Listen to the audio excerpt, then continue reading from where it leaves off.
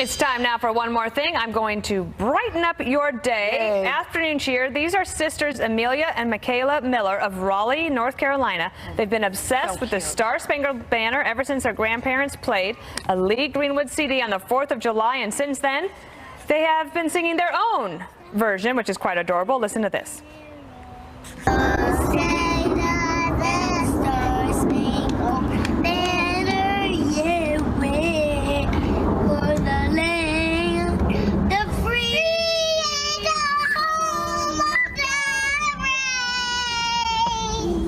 They are into it, and I have heard that they are booked to play the Super Bowl next year. So congratulations to the Millers. And Greg, you're next. All right, this is something new. Let's go to this. Greg's Kitten Off. Okay, right now I'm going to roll 3 different kitten videos. If you're at home, you're going to vote on which kitten video you like by shouting into the speaker of the TV the number 1, 2, or 3 as loud as possible and a ranking of the cat video. So 1, 8, 2, 7. But you have to yell it really loud or I won't hear it. Let's go to the first one. I call this a tail break. This young kitten was wanted for assault in 3 counties, but when the warden left, he was able to sneak out and make his way to freedom. Still on the loose, armed and adorable. All right, cat number 2. I call this the Tabby Tunneler. If you need somebody to escape and help you to someplace else, that's the cat, the Tabby Tunneler. Last but not least, Mix Marshall Meow. A group of kittens just beating the crap out of each other while other cats look on, or kittens. Look how fuzzy they are. Why can't kittens remain kittens? Once they become cats, they're just not the same, are they, Kennedy? No, they're not. All right, you can vote now by shouting into your TV. And my sister Angie is probably doing that. Looks like the cat tunneler, Tabby Tunneler won. Oh, wow. Yeah. Well, congratulations to the team. You can hear them out there in the streets. Yeah. It worked. All right, Juan. Well, talk about jumping out of the frying pan and into the fire. Take a look at this. Yeah, that's thousands of sardines jumping out of the ocean and into a fisherman's boat to avoid being eaten by barracudas. This took place in Taiwan as a fisherman was cleaning his boat at midnight. He actually started throwing the fish back into the water. On this side of the world, all this would be a Midsummer Night's Dream for any fisherman. My Uncle Vic would have loved to have been on that boat. He loves sardines. He did? Oh, yeah, he'd just scoop them up in his mouth. Wow. And then he'd swear because he's a really mean guy. Jasper likes sardines. Yes, he does, doesn't he? He likes everything. Yeah, he likes everything. That's true. Except me. Jason, we have been full of anticipation for your one more thing. If you could please delight us now. So hey, what's it called? The Deep State. The Deep State. I have written a book. I spent 8.5 years in Congress. I was naive to this topic, like Dana. And then I learned, and if you've heard of the Deep State, if you've thought about this, if you don't know what it is, how it works, is it real, is it tinfoil caps, that sort of thing, that's why I wrote this down. There is an army of people out there. They do work to subvert, I think, our democracy. They do want to take down the Trump agenda, and I encourage you to buy it, and I was especially at this table. Want you to read it. I put a lot of effort into this. I will buy many copies and read them all at once.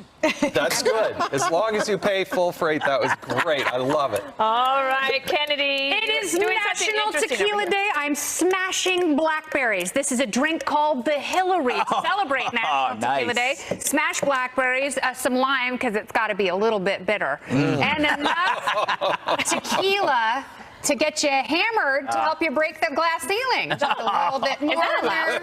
Oh, No, you can't drink it. We're not going to drink it. But we're going to shake it. Do you have to wear one of those moo-moos? Wow. Shaky, shaky, shaky. National Tequila Day. Tequila is grown from the blue agave plants near the town of Tequila, Mexico. I can smell it. Agave plants are Chiropterophilus, which means they are pollinated by bats and not insects or birds.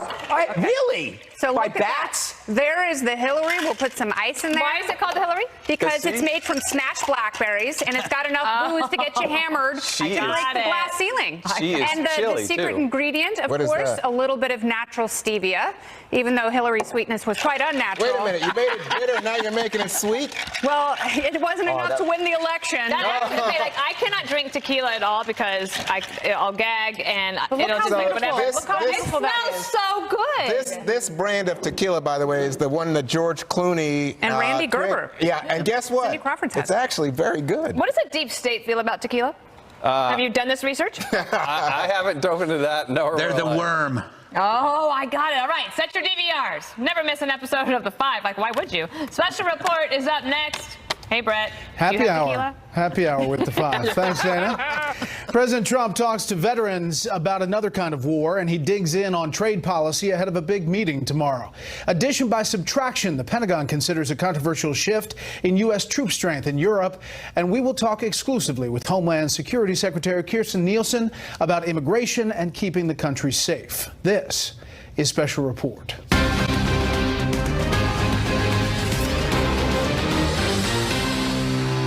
Good evening. Welcome to Washington. I'm Brett Baer. President Trump is digging in on his aggressive and controversial confrontational trade policy tonight as European leaders head to the White House for what could be an explosive session tomorrow.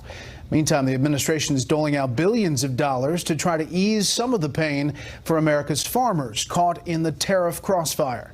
Correspondent Kevin Corke starts us off tonight from the White House, where there's a lot of talk about real trade wars and potential real wars. Good evening, Kevin. Evening, Brett. You're right. In a week that's already seen pretty high intensity with respect to possible military conflict with Iran, it was an ongoing trade war today that got the president's attention during his remarks in Kansas City. That, of course, is ahead of an all too important meeting coming up here at the White House tomorrow. I'm honored to be here today in Kansas City, Missouri, to pay tribute to the men and women who make freedom possible. President Trump's address to the annual Veterans of Foreign Wars convention in Kansas City provided the perfect platform to introduce the new Secretary of Veteran Affairs, Robert Wilkie, confirmed 86-9 just this week and charged with managing the sprawling VA healthcare system. The only ones actually that voted against him were all of the people, super lefts, that are running against me in 2.5 years. As is customary, the president's speech was part political pep talk and part policy preview, with Mr. Trump setting his sights once again on America's trading partners and unfair deals that hurt American workers. This is the time to take off the ripoff of tariff. We have to do it. You know, other countries have tariffs on us. So when I say, well, I'm going to put tariffs on them, they all start screaming, he's using tariffs. Ahead of tomorrow's meeting with EU leaders at the White House, the president seemed to set the tone on Twitter, tweeting that tariffs were the greatest, saying the U.S. was a piggy bank that's being robbed, calling Wednesday's meeting with the EU better late than never. Later, the Agriculture Department moved to protect American businesses caught in the trade crossfire, unveiling a $12 billion emergency aid package set to take effect by Labor Day, designed to help soybean and dairy farmers, as well as pork producers and others, weather the trade storm. The money will come from a Depression-era program called the Commodity Credit Corporation, created back in 1933 as a financial backstop for farmers. It can borrow up to $30 billion from the U.S. Treasury to stabilize, support, and protect farm income and prices, and it does not require new congressional approval. While the rescue received plaudits in some circles, others in the president's own party bristled at the idea. Wisconsin Republican Senator Ron Johnson saying farmers want trade, not aid, a refrain echoed by Tennessee's Bob Corker. It's the administration's own policies that are driving these people to a bad place, and then you want to provide welfare. Defense Secretary Jim Mattis said of the president's reaction to the Iranian comments, and you know, that all caps tweet, Brett, he said it simply proves that Iran is on the wrong track. But there are those here in Washington tonight who wonder if the president's bombast is a prelude to an outreach, much in the way we saw, of course, plenty on Twitter before that summit with the leader of North Korea. Something to think about, Brett. Kevin Corke live in the North Lawn. Kevin, thanks. Well, you do not have to look very far from the shores of the U.S. to find places where religious persecution and discrimination are very real problems. Today, delegates from dozens of countries met at the State Department to talk about it. Tonight, religion correspondent Lauren Green reports on whether that talk will translate into action. We need you in this cause. If we're to make progress, we need more people to get in the ring. A call to action by Ambassador Sam Brownback at the State Department's first ever ministerial to advance religious freedom. It's a right given by God. and is a beautiful part of our human dignity. It is a gathering of foreign ministers, religious leaders, and international NGOs seeking ways to combat religious oppression and advance religious freedoms around the globe. The lack of religious freedom anywhere is a threat to peace, prosperity, and stability everywhere. The right to freedom of religion and the ability to live according to the dictates of your own soul is under attack in the world. This must change. And that's why you're here. In Myanmar, the genocide of Rohingya Muslims. In Nigeria, violent religious divisions have ravaged the country. Hundreds have been killed in the last few weeks alone. And in Turkey, the detention of American pastor Andrew Brunson, now on trial for what the U.S. believes are trumped-up charges.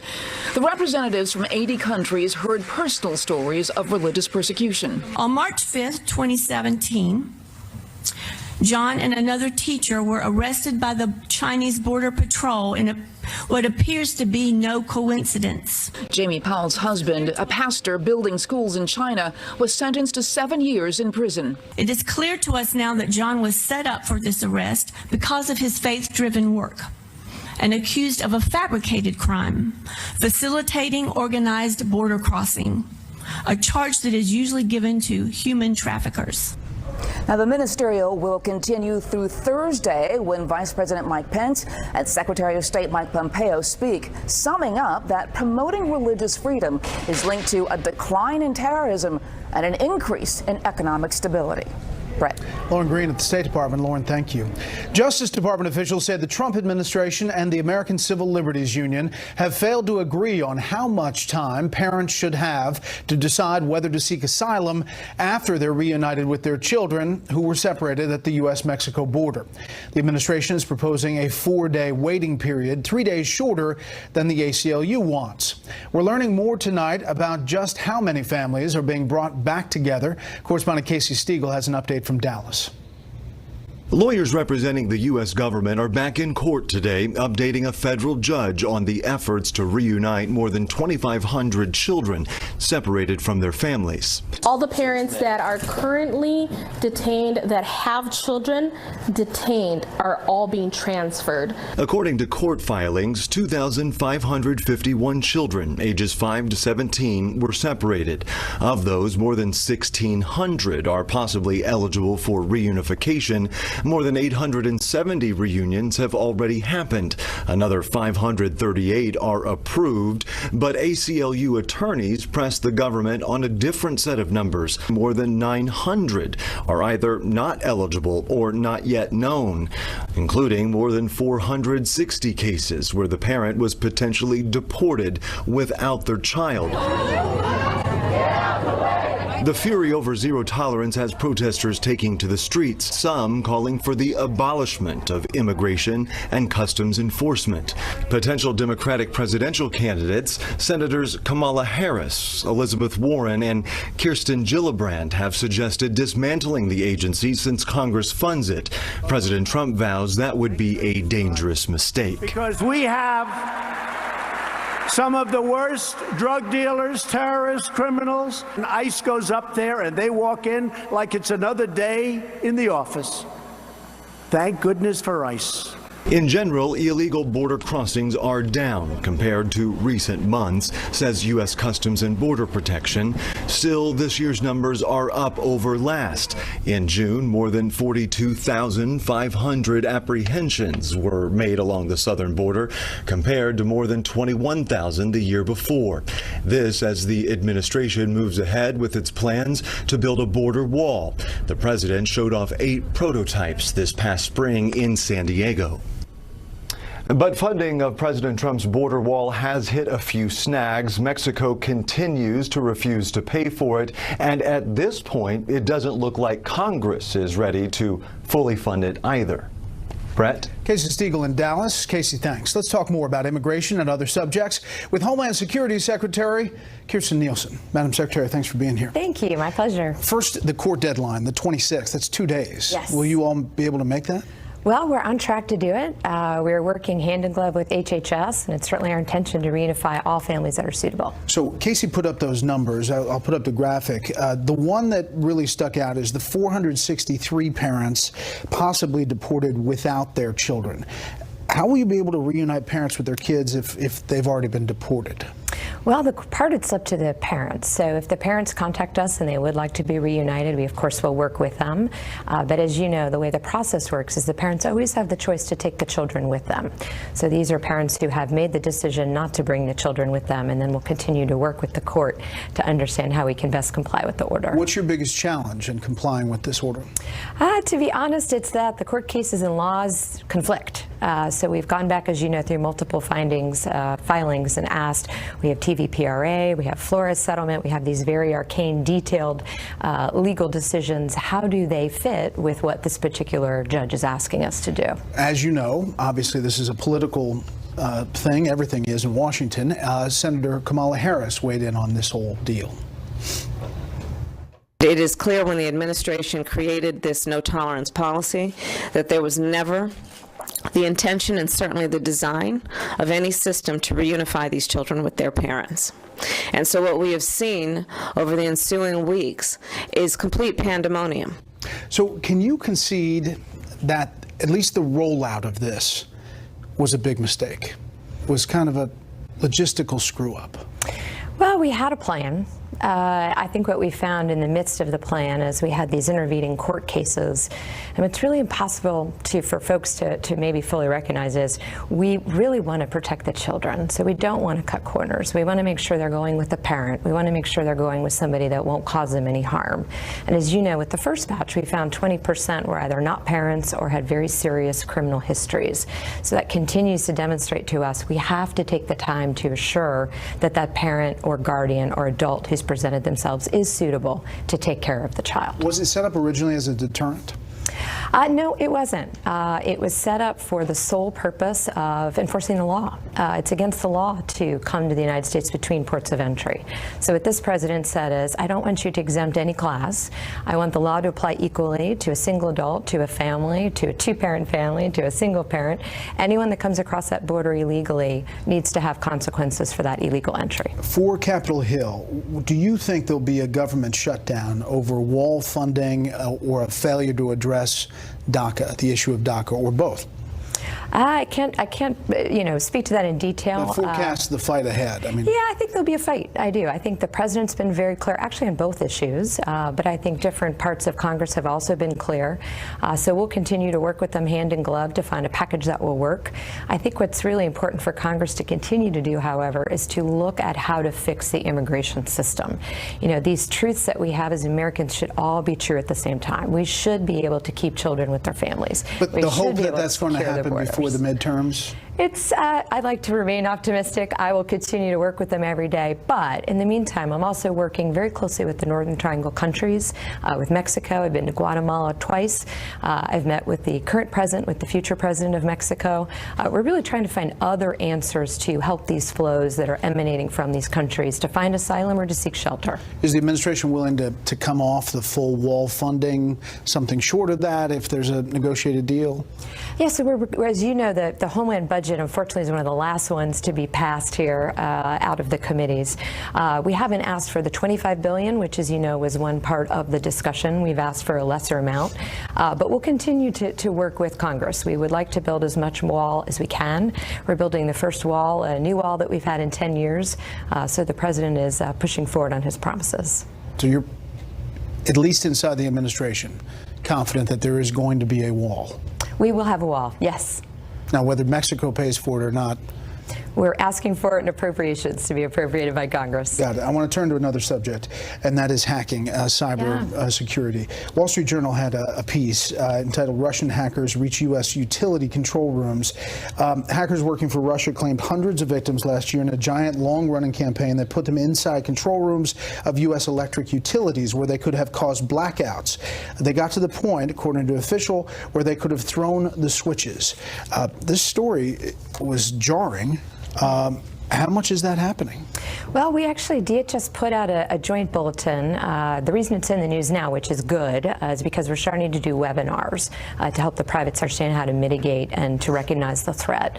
What we saw was targeting of particular industrial control system, which manage our grid, manage the generation and distribution of energy. And in one case, we did see access to a very limited distribution asset. It would not, had it failed, have had an effect on the larger grid, but nonetheless, it shows us the capabilities there. So we're going to work hand in glove with Department of Energy and with private sector partners to make sure we're prepared. Which country is the best at cyber attacks? Russia, Iran, China? So different. Russia, we see with very immediate effect.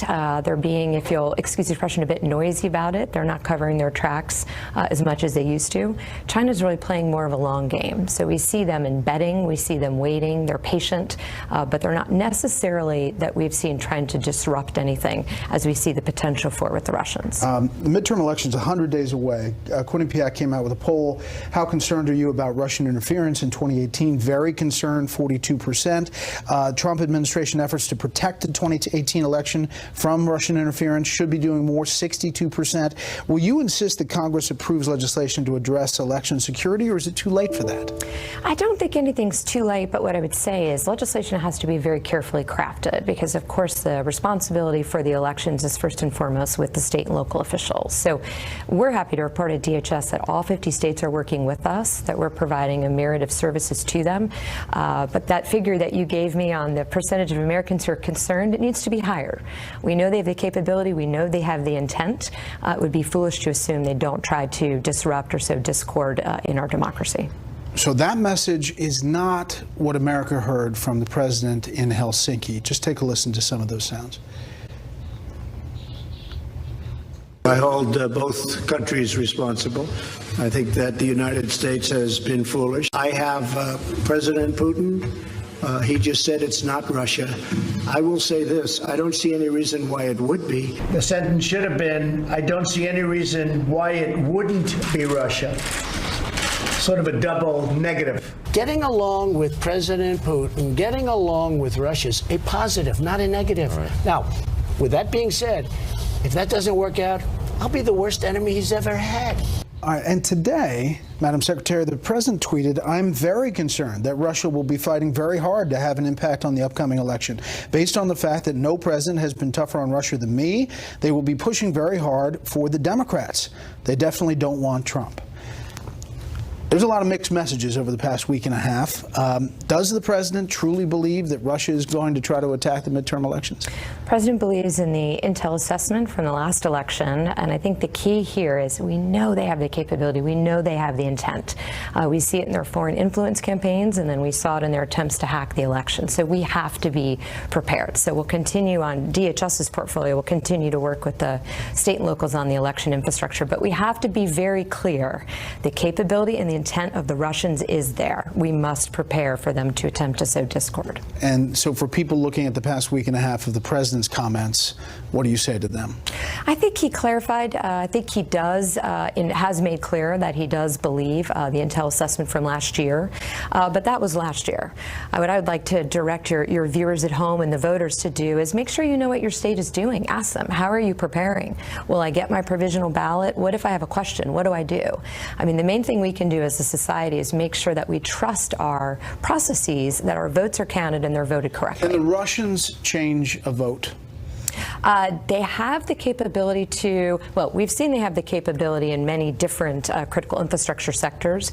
No votes were changed, and we did not. Changed. Can they change them now? Well, if you base it on historical capability, we did not see them doing that. Why not say to states, just go to paper ballots? We have used some sort of method for auditability, if you will, for redundancy. Paper ballots, or auditing, some other way to ensure your voters that they voted. A couple more things. One is, I had Mike McCall on a few months ago. He said there were terrorist investigations in all 50 states. Yep. Are there still terrorist investigations in all 50 states? There are. The FBI director said that just a few days ago at Aspen. Unfortunately, that's true. We at DHS prevent 10 known or suspected terrorists from traveling to this country a day. So they're very active. So 10 a day trying to get in. 10 a day, yes. How many attacks do you think DHS and FBI has stopped since President Trump's been in office? It's tough to quantify. A myriad is what I'd say, in conjunction with our international partners. Some perhaps could have been in the homeland. Some, some are interest abroad. We work as a community now. We have about 2,000 people from DHS abroad for just that reason, to make sure that we're connecting the dots. And we're also moving towards a national vetting center, which we're very excited about, because that will bring to bear all of what USG has to make sure we have the information to fight the terrorists. Last thing, this administration does a lot in 1 week. Sometimes Fridays feel like a dog year from Mondays. But a few months ago, the New York Times had details of a cabinet meeting where you were said to be the target of the president's anger, a quote, lengthy tirade about securing the border. Since you've been sworn into this job, have you ever offered your resignation? I've never offered my resignation. As long as I can support the men and women of DHS, I will be in this job and serve proudly. You got a lot to do. Madam Secretary, thank you very much for the time. Thank you so much for your time. Up next, why moving American troops from one NATO country to another could be so controversial.